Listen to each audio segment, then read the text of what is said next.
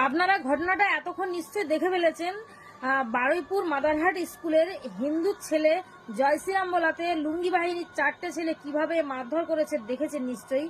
তো আমি এখানে একটা কথা বলতে চাই, স্কুল কর্তৃপক্ষ যারা আছে, তারপরে যেসব স্কুলের স্যার ম্যাডাম যারা আছে, তারা কি করছিল?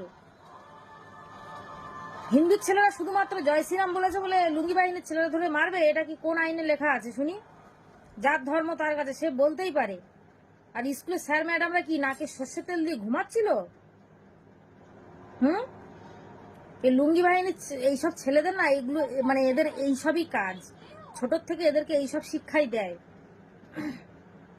যে বড় হয়ে হিন্দুদেরকে মারতে হবে ধরে।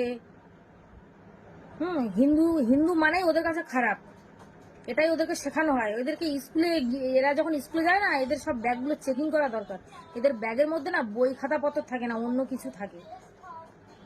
হিন্দুদের সাথে ওই ঝগড়া করার জন্য, হিন্দুদেরকে মারার জন্য অন্য কিছু থাকে এদের ব্যাগের মধ্যে।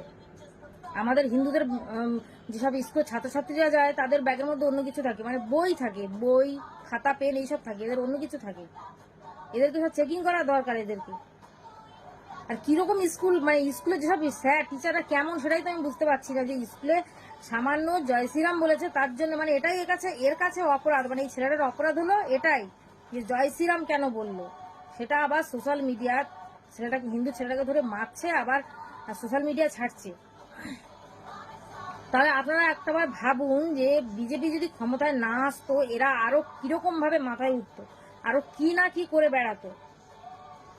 এই যে ঘটনাটা হয়েছে না, এই যে মাদারহাট স্কুলে বারুইপুরে, এটা যদি উত্তরপ্রদেশ কিংবা অন্য জায়গায় হতো না, এতক্ষণ উল্টো করে ঝুলিয়ে দিত।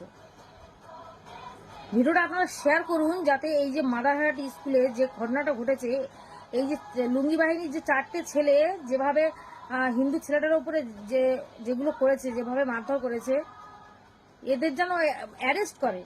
আর শুধু এদের এই 4টে ছেলেকে না, শুধু এদের ফ্যামিলি, মানে এদের ফ্যামিলির থেকে এইসব শিক্ষাগুলো দেয়। এদের গোড়া ভালো না এদের, এই জন্যই এরা এরকম করে। যত কিছু এদের হিন্দুদের ওপরে। এরা তো পড়াশোনা করতে যায় না স্কুলে, এইসব করতেই যায় এরা। এদেরকে এমন শিক্ষা দেওয়া উচিত। আমি শুধু ভাবছি যে শুভেন্দু অধিকারীর রাজ্যে থেকে এরা কি করে এই কাজগুলো করে। তৃণমূলের রাজ্য থেকে মানে এইসব কাজগুলো তো ওরা করে এসেছে, এই জন্য ওরা ভুলতে পারছে না। তো শুভেন্দু অধিকারী মহাশয়ের কাছে বলবো আমি যে এদেরকে শাস্তির ব্যবস্থা করুন।